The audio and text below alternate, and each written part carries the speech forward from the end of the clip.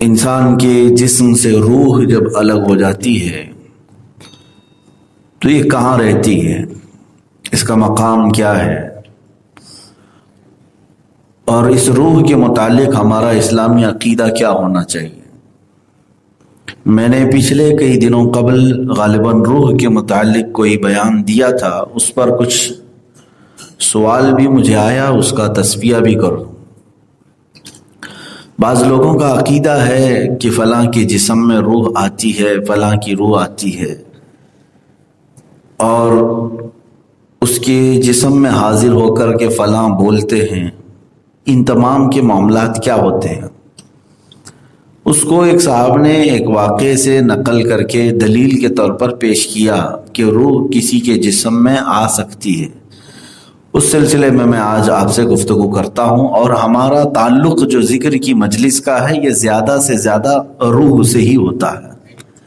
ہم اپنی روح کی تربیت کے لیے ہی ان مجالس میں شرکت کرتے ہیں۔ اللہ تبارک و تعالیٰ نے روح اور جسم کے متعلق قرآن عظیم میں کیا فرمایا؟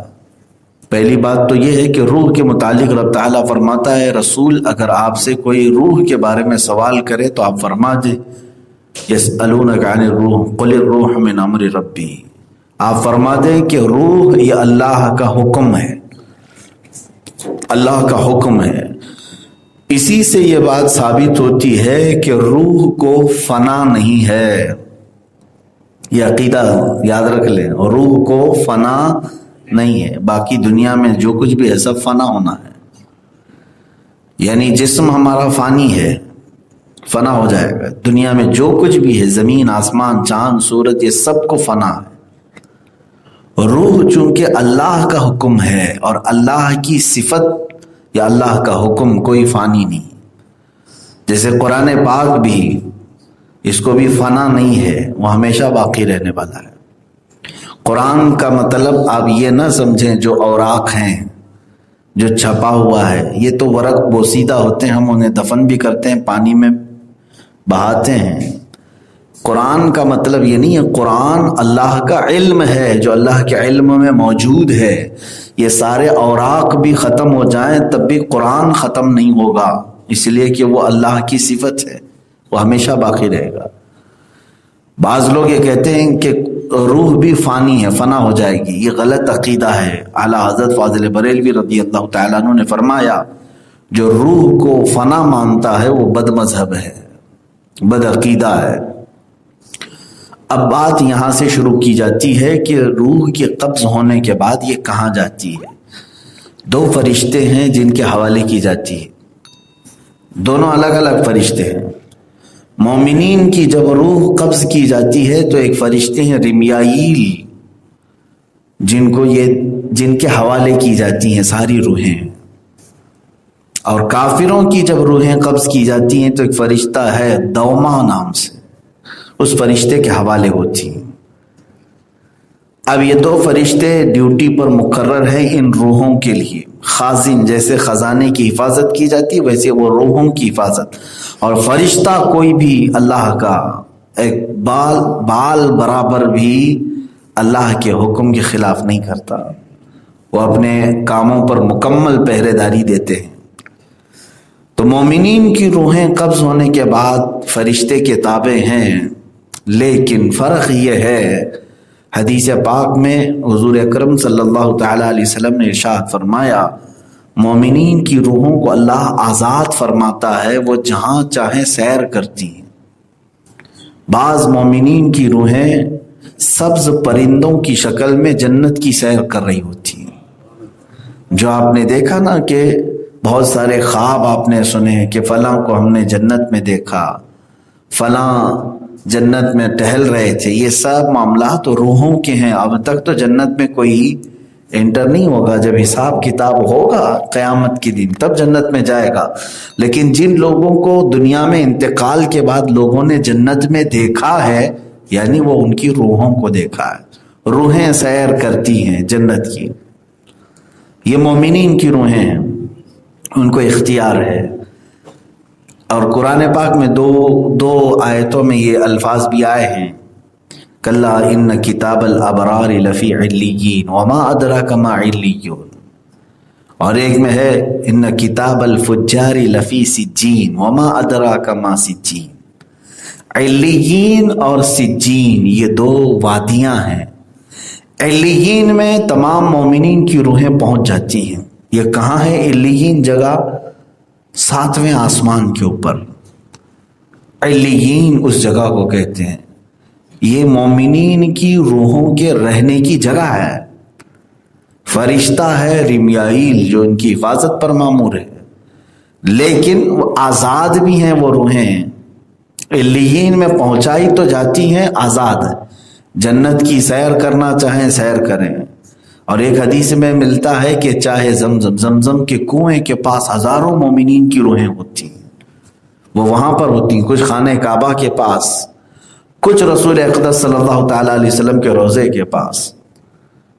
یہ مومنین کی روحیں ہیں۔ اور کافروں کی جو روحیں ہیں وہ سجین میں ہوتی ہیں۔ سجین کہاں ہے؟ 7ویں زمین کے نیچے شیطانی لشکر کی جو جگہ ہے۔ شیطانی جو لشکر ہے وہ ہے شیطان کی ذریت، بہت بڑی ایک وادی ہے علیین، وہ شیطانی لشکر پورا وہاں پر موجود ہے۔ کافروں کی روحیں وہاں پہنچائی جاتی ہیں، لیکن وہ قید ہوتی ہیں، انہیں آزاد نہیں رکھا جاتا۔ دوما نام سے جو فرشتہ ان کی حفاظت پر مامور ہے، ان میں سے کوئی روح کو وہ آزادی نہیں دیتا۔ اب یہاں سے پتہ چلا کہ جو یہ خیال ہے کافروں کی روحیں بھٹکتی ہیں، یہ غلط ہے۔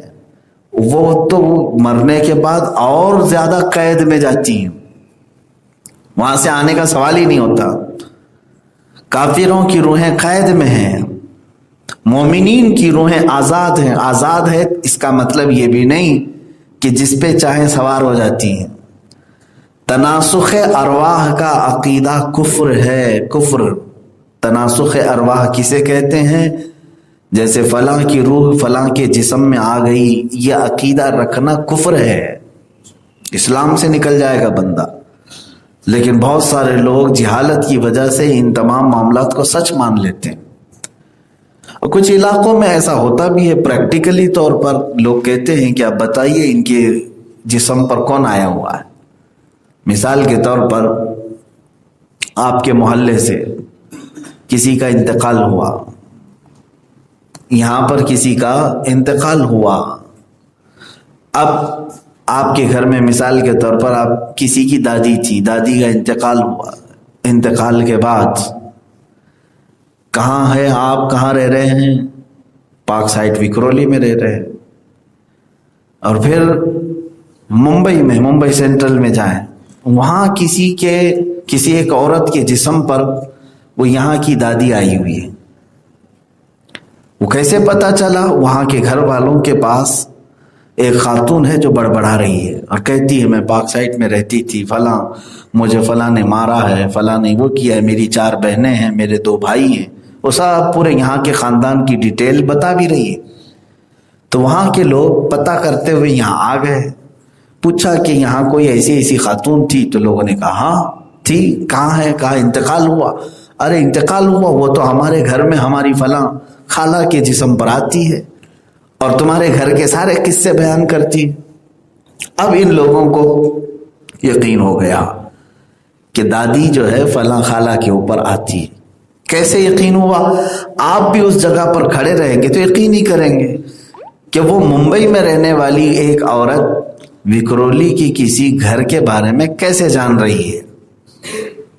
اس کے 4 بہنیں ہیں، 2 بھائی ہیں، گھر کے معاملات وہ وہاں رہنے والی خاتون کیسے جان رہی ہے؟ ضرور ان کی دادی ہمارے گھر کے خالہ کے جسم پر آئی ہے، وہی بتا رہی ہے۔ میرے عزیزو، نہ خالہ کے جسم پر دادی آتی، نہ دادی کے جسم پر خالہ آتی ہے، یہ کوئی تعلق نہیں۔ ابلیس، شیطان مردود کسی کے جسم پر سوار ہوتا ہے اور وہ ادھر کے حالات لے جا کر اس کی زبان پر بولتا ہے تاکہ گھر والوں کو یہ لگے کہ فلاں کی روح آ گئی، اور روح کے آنے کا یقین رکھ لیتا ہے آدمی تو کافر ہو جاتا ہے۔ شیطان کا صرف یہی مقصد ہوتا ہے، شیطان چاہتا ہے کہ اس کا ایمان چلا جائے، یہ مان لے کہ اس پر آئی ہوئی روح ہے، یہ تو خیر میں نے دادی اور خالہ کی مثال دی تھی، دادی اور خالہ کی مثال دے دی، خیر ہے، لیکن مسلمانوں میں یہ عقیدہ گھر گھر گیا ہے کہ کسی کے جسم پر غوث پاک آتے ہیں، کسی کے جسم پر غریب نواز آتے ہیں، کسی کے ہاں سواری آتی ہے فلاں پیر صاحب کی۔ یہ سواریاں کیا ہیں؟ روحوں کا اس طرح کسی کے جسم پر سوار ہونے کا عقیدہ رکھنا کفر ہے میرے عزیزو، یہ نہیں آ سکتی، اسلامی عقیدے کے برخلاف ہے۔ مومنین کی روحوں کا میں نے مقام بتا دیا، وہ کہاں ہے؟ اعلیٰ علیین میں ہے، اللہ ہمیں بھی علیین میں پہنچا ہے۔ اور کافروں کی روحیں سجین میں ہیں، یہ دونوں لفظ قرآن پاک میں سورہ مطففین میں آئے ہیں 30ویں پارے میں۔ یہ سجین اور علیین دو مقامات ہیں جہاں پر کافروں کی روحیں اور مومنین کی روحیں پہنچتی ہیں۔ مومنین کی روحیں آزاد تو ہیں لیکن کسی کے جسم پر سوار نہیں ہوتی، اور کافروں کی روحیں مرنے کے بعد اور زیادہ قید ہو جاتی ہیں۔